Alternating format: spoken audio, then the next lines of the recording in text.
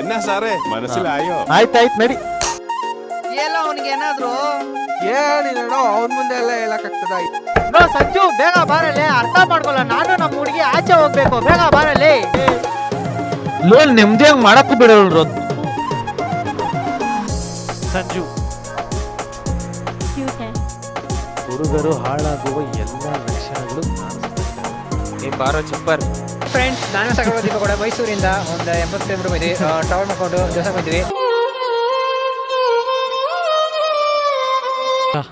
ನಡಿಯಲಿ ಅದೇ study material ಬೇಕಿತ್ತು ಮಾಡ. ಅಲ್ಲ ಪುಣ ಪಾಠ ಬೋರ್ರ